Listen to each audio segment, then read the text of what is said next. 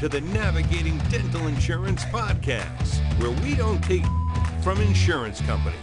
Here are your hosts, Mr. Jordan Comstock and Mr. Ben Tuine. This podcast is sponsored by BoomCloud Dental Membership Software, www.boomcloudapps.com, and Veritas Dental Resources, www.veritasdentalresources.com. Enjoy the show. Awesome. Welcome to another exciting episode on the Say No to PPOs podcast series with your host, Jordan Comstock, and your other host, Ben Tuine. Ben, how you doing, Very man? well, Jordan. Rock on, man. How you doing? Going well for you? Yeah, doing good, man. Just living the dream. It's been a busy week, and it just is. I always look forward to doing our podcast because it's a time where I can take a little bit of time off of talking, my daily schedule, and meet new people and just have a good time on our show. So I always love it. We have an awesome guest on the program today. One that's in this. I call her the blue ocean. We keep talking about that blue ocean space. Yeah. What she does is not done very well in the industry from a service perspective. So we're looking forward to this. Yeah, she's awesome. So today we have Laura Hatch, and as a founder and CEO of Front Office Rocks is the name of her company. It's the leader in web-based front office training for dental practices. Laura Hatch provides real-world front office expertise and training for dental practices success. And then in addition to her success with Front Office Rocks, Laura was recognized as one of DPR's top 25 women in dentistry. She is a sought-after public speaker, author of over 200 published articles, and has helped hundreds of doctors grow their practices. You can find all of her information about her and her business on frontofficerocks.com, but we're excited to announce and welcome Laura Hatch to our show. Laura, how you doing? I'm great. Thanks for having me on your show. I really appreciate it. Anytime. I met Laura a couple weeks ago, Laura? I think it was 2 weeks ago, yeah. Two weeks ago, I met her at the California Dental Convention through Revenue Well. Was it Kevin from Revenue Well introduced me? And I liked her so much, we decided to have her on the show. Awesome. Yeah. Laura, tell us a little bit about yourself. Give us a background of what you do in dentistry, how long you've been in it, and tell us a little bit about your online business as well. Sure. Well, I got into dentistry, much like most of us. I'm an office manager, and I always joke about this, most office managers and front office staff didn't grow up, thinking, oh, one day I want to manage a dental office. We kind of fall into these roles. So yeah. I fell into it because I'm the quote-unquote doctor's wife. My husband is a dentist, and he graduated from dental school, decided to open a practice. I have a background in human resources and training, and he came to me and asked me to run the front office for his scratch practice back in 2002, and that's how I got into dentistry. So I've been in dentistry now for, 15 years. I've opened 2 scratch practices with my husband. We had one on the East Coast outside of Baltimore, Maryland, and in 2007 decided we wanted to move to San Diego, California. So nice. We opened a second scratch practice here in San Diego in 2008. So I've had the opportunity of opening 2 different practices on the East Coast and on the West Coast, in a good economy, 2003, 2002, and a bad economy, 2008. In a highly competitive area, Southern California. So I've had a lot of experience at starting and running practices. A few years ago, I had the idea that there's not a lot of resources out there for us at the front desk when it comes to training the staff and teaching all the little details of what we do at the front. And so that's kind of where I started my business called Front Office Rocks. I had this idea of, we need to have video. At the time I decided to do video training. I didn't really want to go in office. So video training to teach the front desk employees, the front office team, how to get patients to schedule and how to answer the phone calls and handle the new patient calls and building a productive schedule. So I would work all day, and then in the evening I would film videos and have built an online training website that does that specifically. I have over 180 videos that teaches A to Z about what we do at the front desk, and that's kind of how Front Office Rocks kind of evolved, was just knowing that there wasn't a resource out there to help, teach teams, and that's what I do with Front Office Rocks. That's so cool. Wow, that's very cool. I always wondered why in dental there was never ever a Fortune 500 type of online training for front office, because most people that get into dentistry, they either get in as a dental assistant or they apply for a front office position or even a receptionist. 2 to 3 years later, they're office managers, they're running the practices, and most of the dentists don't even know what's going on in the front office or what the numbers are. And they have people that just, they learn as you go. But it's one of those industries where I thought, why doesn't this industry have the type of training that Laura has? So Laura, I'm glad I met you. I'm so happy that you're on the phone, because I know that, we have some preset questions to ask you that Jordan and I put together. But now that I know who you are, I can tell you that a lot of doctors that Jordan and I deal with, they need that front office training. There was an article. Absolutely. When was it? I think it was last month, Dental Economics, about a doctor. They spend thousands of dollars training new team members, and then all of a sudden that team member moves from to Alaska, 2 states away. They already spent $20,000 getting that person trained. Now that $20,000 goes towards the training of the new owner, the new doctor that person works for. I wonder if you can get a refund for stuff like that. Right? That would be awesome. I wish.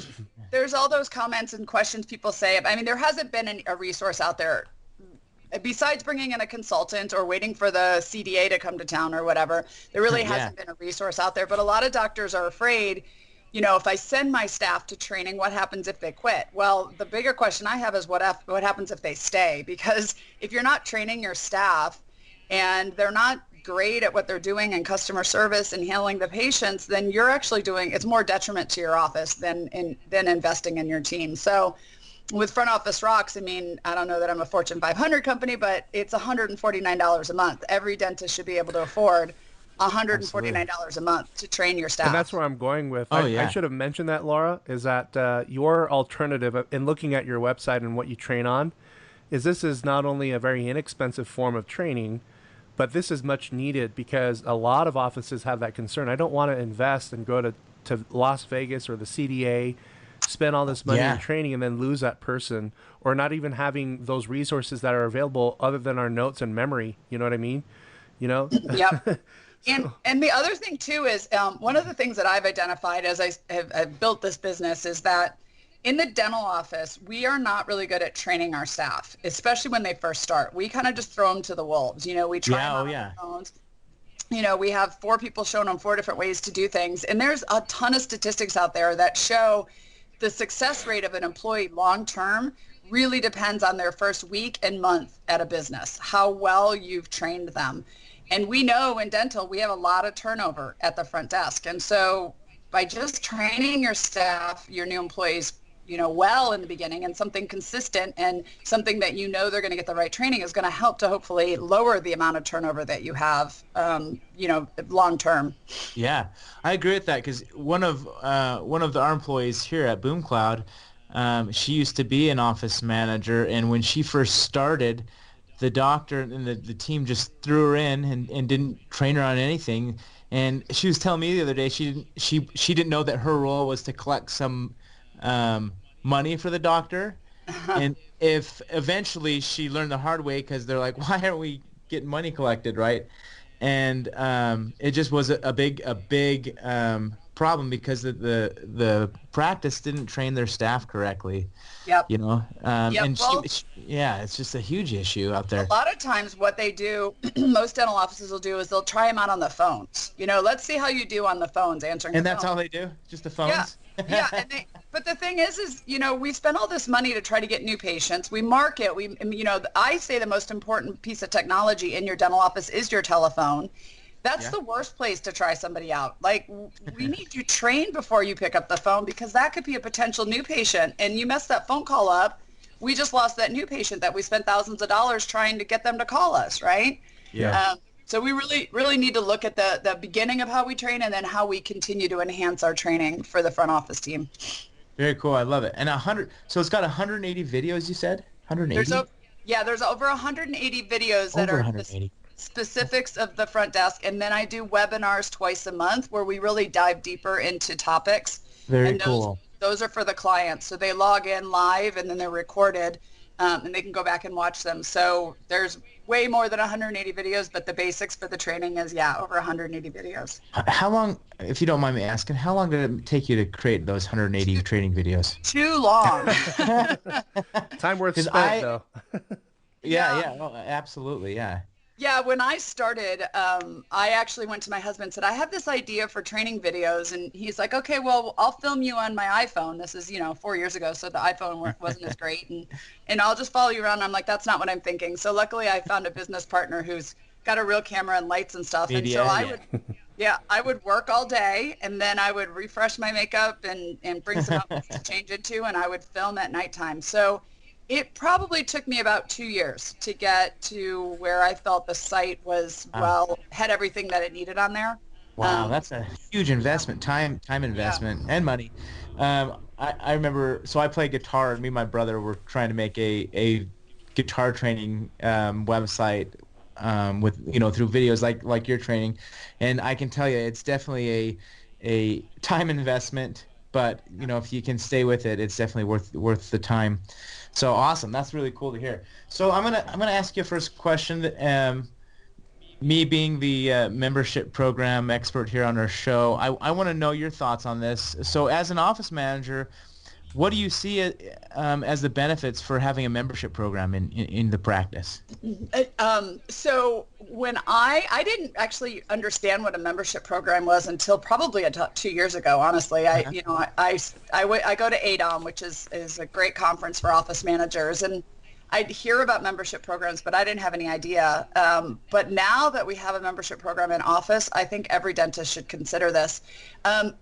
There's many benefits. But my number one benefit as an office manager that I love about membership programs is that for some reason, patients feel when they lose dental insurance that they can't come to the dentist anymore. They I don't have insurance, I'll call you when I do. And then we lose patients, for their regular recares. And patients that have been with us, established with us for a long time, don't come because they don't have insurance. So as an office manager and as somebody that works with the patients day to day, I love having the membership as a way to keep patients in the schedule, keep them coming to us, make sure we're helping them stay healthy, helping them understand that the insurance is not the only thing that's keeping them in our practice, and that we have a program that's going to help them, keep their dental health that they've gotten established with our practice. So for me personally, it's just keeping that relationship with our well-established patients. We have a lot of other benefits too. I mean, the fact that our patients go out and talk to other patients, potential patients about our practice. They can say, if you don't have, a lot of people say, well, I don't have insurance. Well, that's fine. But, my dentist has a membership program. I pay X a month. You should ask him about that. So we get new patients from it. And very then cool. Helping our patients we have some patients just with bad insurance, and we end up telling them about our membership program, and in the long run it actually works out better for them. So it's having another option for me to help our patients. That's the biggest thing for the office, and to not lose those patients that wouldn't come in because they didn't have dental insurance. Yeah, I agree on all those points. One of the hesitation of the doctors is that when looking at a program like this, so I have all these uninsured patients that come and see me, and with a membership program, I'm going to be giving them a discount, which is a deterrent for a lot of them. What would you say to a doctor like that's thinking along those lines of, wow, I'm giving an unnecessary discount to people that are already coming to see me? Yeah. I'm an office manager, so I like to talk the real facts about what's going on the front. So I'm going to back it up a little bit. It's kind of like dentists. When we tell patients, when the doctor tells the patient they need something, the patient always shakes their head yes and says, okay, doc, I want to do that. Yeah, that sounds good.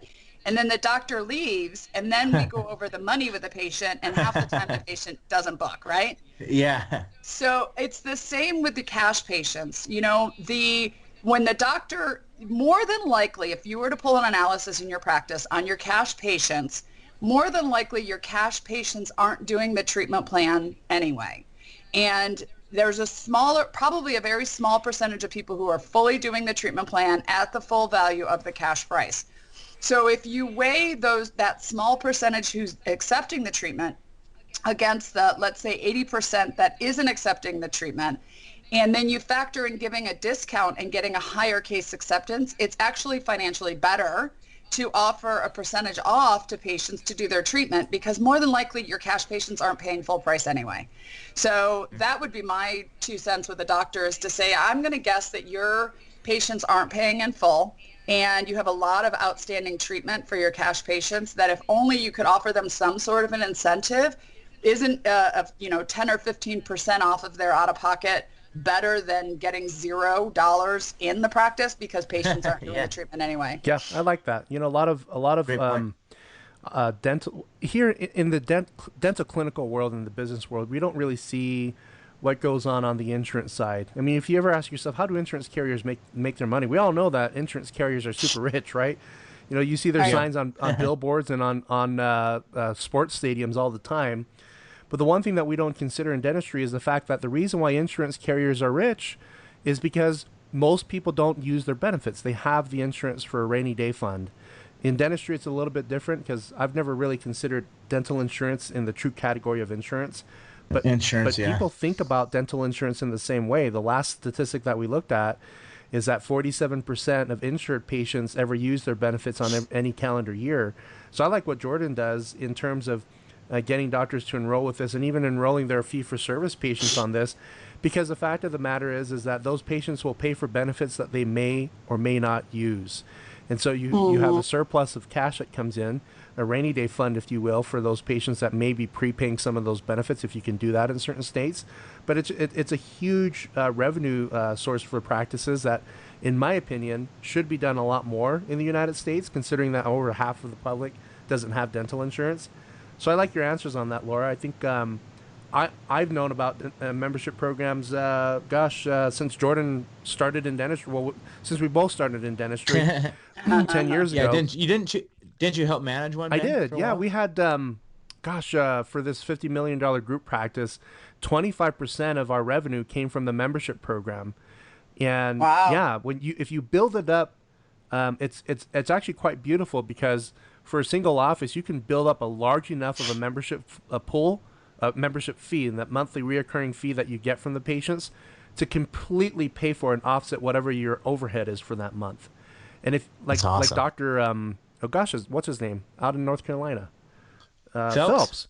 Yeah, you ask him about his membership program, and the fees that they get pay for their overhead, and so it changes the dynamics of how dental practice owners view the office if you can build it up that big. And that's what we did at this group, is we had enough revenue coming in to pay for at least half of our overhead, which was great. Wow. And I think the other thing too is to find options for a dental office that get out of this insurance game. I think so many doctors are playing the insurance game, and that's the only game they know. But to be able to maybe get out of the insurance game, to be able to start thinking about going fee for service, well, what are the options that you have? And a membership program is definitely an option to help you get out of what a lot of offices feel like they're stuck in, which is just playing the whole insurance game. I agree. Yeah, I agree. So Laura, you mentioned earlier that you've started 2 practices. And from my notes here, one was a PPO practice and one was a fee-for-service, yes. Right? Yep. So what are your thoughts, and what are the pros and cons of both these models in dentistry?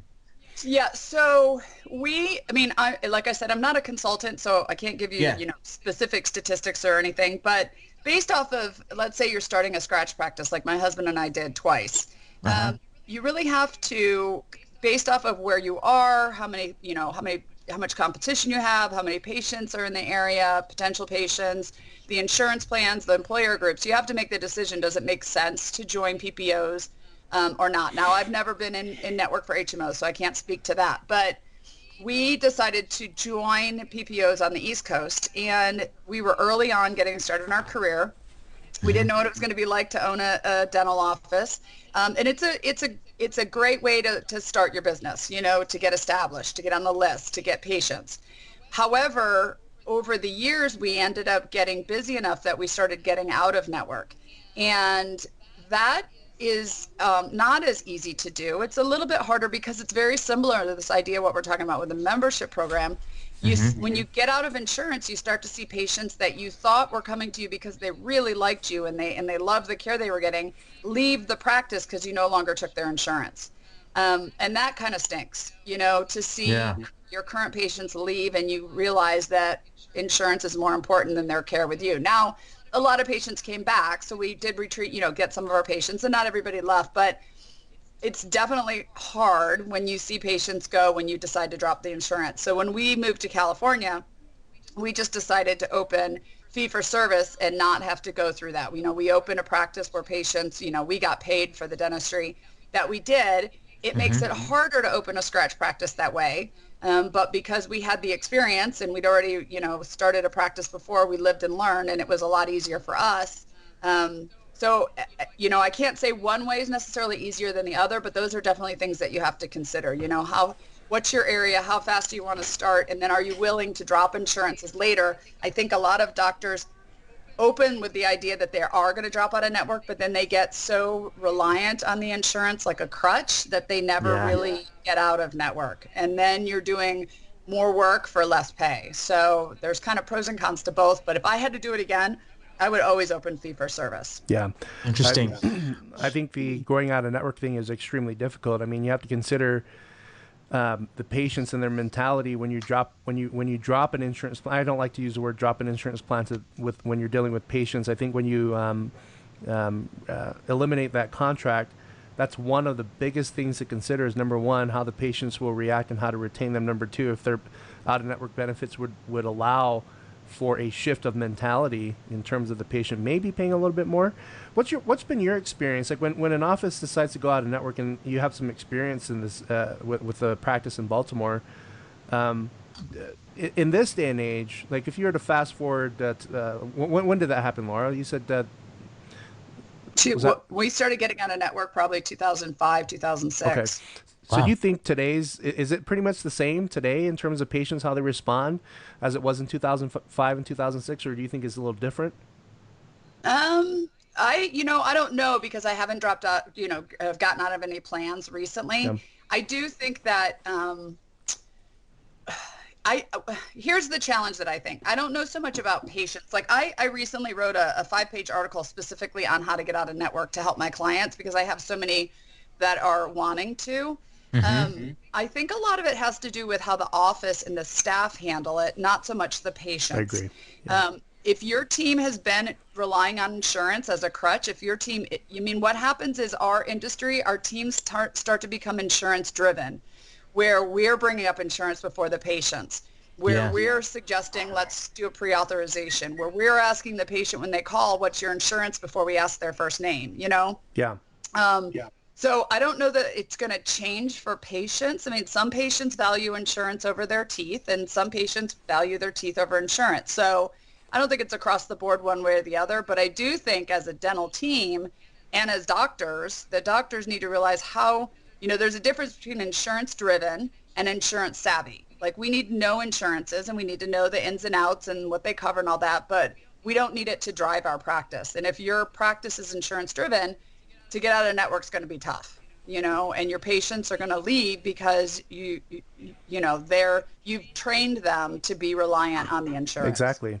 Getting out of insurance, you have to treat it very lightly with the patients, from my experience, and you really can't put heavy emphasis on insurance in general. I like what a lot of practices do when they're going out of network is, you have a patient, a letter, you have to notify the patients that you're going to be leaving the network, but that's given to them whenever they come in to the practice, and that way you can control the perception with the patient on going out of network and letting them know that going out of network doesn't necessarily mean we're completely relinquishing our ability to give you the best quality care. As a matter of fact, going out of network will give us more flexibility in the type of quality care that we deliver. But don't worry about all of that. You'll get good care here. We'll make sure that your benefits are fully used here. And there's a really I've learned that there's a methodical way to get the patients to come back for treatment. We have clients in Florida and some big cities that are in the process of leaving networks over the last 12 months. And I would say that the attrition rate is very low because of what you said, Laura.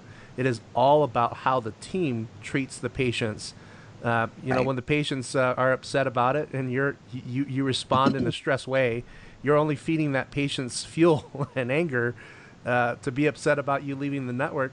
So there's some skill. I'd say it's not easy, but it's definitely possible for you to successfully leave these networks and retain a lot of these patients. Yeah, and if you guys want, I agree with you 100%. And that's where a lot of what I wrote in this article is the verbal skills your team should use, and that everybody should train on it. And why are you leaving the network, and how do you notify your patients? So if you're interested, if you're going to share information with us, I can give you the landing page where any of your listeners can get access to that article if that would help them. Just because it's a good jumping point to go, all right, what steps do we need to take, and how do we train our team so we're ready for it? If you're okay, Laura, we'd love to post that and mention it here, and then post it on our show notes. Is that okay? Yep. Yeah, totally. I'll give you the information. You guys put it on there. Yeah. So Laura, go ahead. Oh, go ahead. No, go ahead. Sorry, Ben. I was just going to ask if it was okay to publicly mention the name of the website here, or do you just want to put? I got it. It's a landing page that I have for Front Office Rocks. So let me see. Well, we'll talk and I'll see if I can find it. Yeah. Multitask. Sure. I'm an office manager. Nice. There we go. I actually have an additional question for you about fee-for-service offices. When you guys started yours from scratch, what did you do on a marketing and advertising standpoint? Since you guys started from scratch, usually when you buy a practice, you at least have patients coming in from the previous dentist that was there. What did you guys do to just ramp up that office? Well, we prayed a lot, and we begged. No, I'm just kidding. We actually started marketing 3 months before we opened. Our website was up, and we were doing postcards in the area. That's at the time all we were really doing. But I started booking patients about a month and a half before we actually opened. So I had Eaglesoft on the laptop, and I answered the phones as if we had a practice. And I just booked them out 3 or 4 weeks out, which is against my normal rules. But since we didn't have a chair or some instruments, we didn't really have a choice. So, but we spent a lot more than what they tell you should spend on marketing the first year. But we knew we needed to get established. Yeah, absolutely. So I agree with that. And there's pros and cons. I mean, my husband and I started a scratch practice the exact same time one of his classmates bought a practice. And so we've compared stories back and forth, and where I had to go get the patients, I also had the benefit of being able to set the practice up the way I want and hire the staff I wanted, where they had established patients, but they had to buy the staff, the drama, the way everything, it's always been. They've had to do a lot of changes. So which has some challenges. Exactly. So it's not, I don't know that there's the right way or the wrong way, but, it's definitely, it was definitely important that we marketed and we got enough new patients coming in. And we average about 50 to 60 new patients a month. So it didn't take us long to get our new patients up. Very cool. That's cool. Well, Ben, do you want to share her contact information with that landing page? Yeah, yeah. Did you find that, Laura?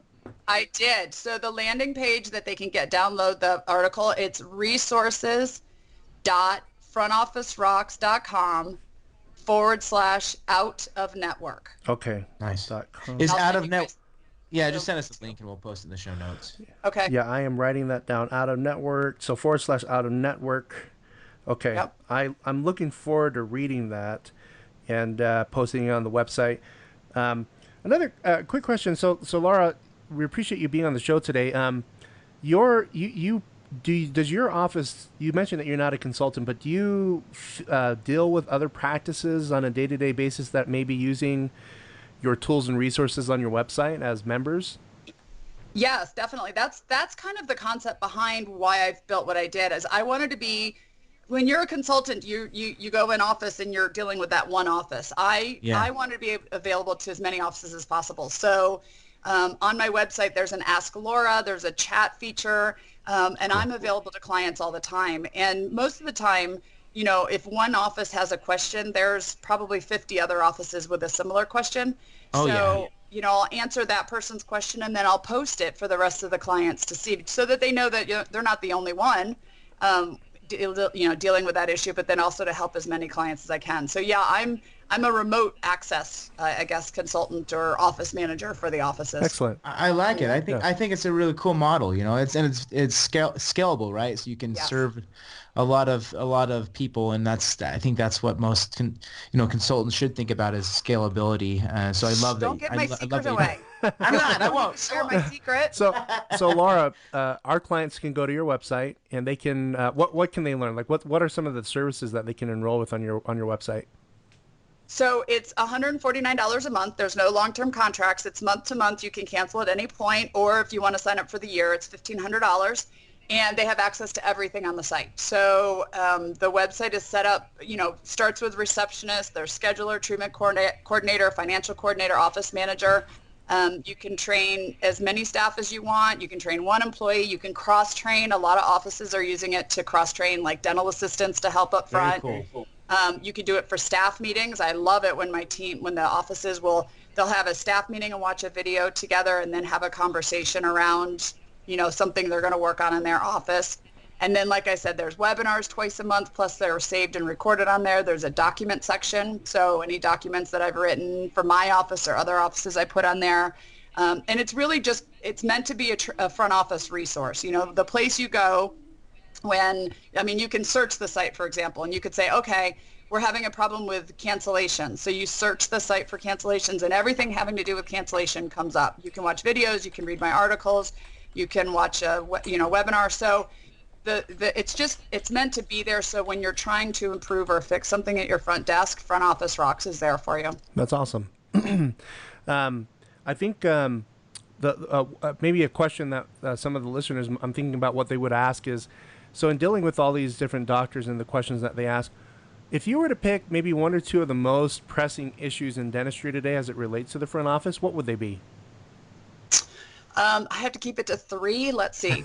I would say the top 3 things for me are, one is patients don't talk about our dentistry. They're not judging us on our dentistry. I'm sorry to say, they don't walk around going, oh my gosh, that's the best crown I've ever had. They talk about their experiences. How were they greeted when they came in? How was the phone call handled? Was the staff friendly? Were you high tech? Like, people will come back or go tell other people about you if their experience was great or awful. They're not going to do it if it was just, humdrum. So experience is really what people are evaluating your practice on. So you need to make sure that everything that your patients see in your practice is number 1, because that's how they're evaluating your dentistry, which leads me to number 2. Unfortunately, in the dental industry, we have a lot of issues with staff, drama, front office not liking back office, assistants not liking hygienists, doctors ignoring it because they don't know how to deal with it. And I've seen this. My wife is in a practice, and this sounds just like her practice. Yeah. Yep. And as much as they try to keep it hidden, patients can feel that. Patients know when that's going on. So that leads into the experience part. We really have to get control and stop that in the dental office. And then lastly, my thing is the most important piece of technology in your dental office is your phones. It could be, you might think it's the CEREC or your intraoral camera or your 3D cone beam, but if your phones aren't being handled well and your staff's not converting these patients to new patients, you're not going to do a lot of CEREC. So really put some training in on how to handle your phones and that your staff knows what they're doing. If you really want to, that's the first area to really focus on to start growing your practice. I like that. Experience number 1. Very cool. I like it. Staff drama number 2, and then phones number 3. I wonder if, in the dental office, you give the patients nitrous oxide, laughing gas. Can you give the staff that same thing while they're at work or not? No. Oh my gosh, I have to tell you, I have a side story on that. Please I don't even know if I should be repeating. No, please share. Okay, yes, so sure. I go on Dentaltown a lot and try to help off doctors on Dentaltown asking questions. And there's somebody who posted a thing on Dentaltown who said he wanted to know what he should do. His schedule's been falling apart quite a bit, so he took a long lunch recently, and he came back from lunch early. And he came back to find out his office manager and his dental assistant were in the back using nitrous. Oh, no. And he wanted advice on what to do, right? Well, the majority of the dentists were like, oh, well, you can't fire them because, people get used to them at the front desk, and you just need to scold them. And I'm thinking, why do you think your schedule's falling apart? Because your staff's in the back on nitrous, right? They're high on nitrous, yeah. Yeah. So that's not too far off what you're talking about, for sure. You might as well say, this isn't liquor bottles are totally fine in the office when they're open, and you can smoke marijuana too during your lunch break. I mean, that's no different than as long as it's at lunch. Exactly. Oh man. Oh gosh, that's crazy. But think about it. In dental school, they didn't teach you how to handle staff. They didn't tell you how to, they tell you how to be a dentist. And so that's where you really need the help and take the resources to get the rest of it under control. Well, Laura, you're a valuable asset. I think our listeners will really love this episode here. We deal with one other company that kind of has that online training concept, but yours seems to be 10 times more advanced. I'm searching through this as we're talking. And I can't tell you how impressed I am with your website and what you have going here. I think this is something that many offices need. Hiring the $30,000 consultant, many of which are wonderful and awesome and totally worth every cent. Not every practice can afford that.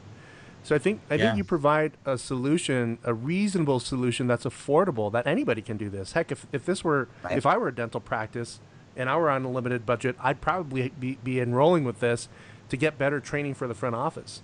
So yep, and there are two things that I want to point out that you said about that. This is great even if you do. I mean, there are great consultants out there. Consultants really help with the high level stuff, the big picture stuff, the motivation, the team building, the systems. This is more of the day-to-day details. The patient who walks in and doesn't want to book their appointment. So they both, even if you do have a consultant, this is a great leave behind for training your team. And then secondly, for me, because I'm an office manager, there's no upsell with this website. I don't try to sell you into consulting or anything like that, because I wouldn't even know how to do that. I know how to run an office. And that's really where the focus of the training comes on, is how to help your new team members, your current team members get better in their day-to-day jobs. Yeah, this is wonderful. Jordan, you have anything else, man? No, I think that's it. Go to frontofficerocks.com and check Laura's website out. I think it can be definitely beneficial for our listeners out there. It's very cool. I'm looking at it right now as we're speaking. Yeah. Well, Laura, thank you so much for being on our program. We're going to let the listeners eat this up and soak this up. And oftentimes what we have is our listeners may want you back on a second episode. Would you be willing to be a repeat on our show in the future if listeners want to? I would love to. Yeah. Pick a topic you want to talk about, and we'll jump into that topic. That's what I'm thinking. Yeah, I would love because you have receptionists, scheduling, treatment coordinator, financial coordinator, office manager. There's so many things, these areas that our listeners struggle with. And so if you're listening to this and want to hear about any of those programs, receptionist, scheduling, treatment coordinating, financial coordinator, office manager that she has on our website, send us an email and we'll post our email at in the show notes. Of course, we don't want to abuse Laura's time and have her give away a bunch of free information that you can obtain on an unlimited basis if you became a member of her program. But we will most certainly accommodate the needs of our listeners and provide you with the content that you're looking for. Laura, thank you so much for being on the show. It's been a pleasure. Yes, thank you. Enjoy beautiful San Diego. I really appreciate it. I'm going to be down there to have some uni. They say that the uni there is the best in the world. So nice, man. Yeah, exactly. Let me know when you're here. We'll get together. Sounds great. Thank you so much. Awesome. Thank you. That's it, folks. Thanks again for tuning in. Hey, if you have any friends who want to learn more about the stuff that we talk about, please let them know that we exist. Referring your friends to saynotoppos.com is the best way you can show your support for us. However, if you don't like the podcast, we'll give you a full refund. Also, let us know if you want to hear anything new or something that we haven't covered just yet. Try to keep the topics to PPOs as that's our area of expertise and things that we know the best. Just email me at help@veritasdentalresources.com. Veritas is spelled V as in Victor, ERITAS, veritasdentalresources.com. I will post that on the show notes, so if you're driving, please don't take your hands or eyes off the road. Thanks again for all your support, and we wish you the best of success. Signing off from Salt Lake City, Utah, this is Ben Tuine on behalf of my good colleague, Jordan Comstock.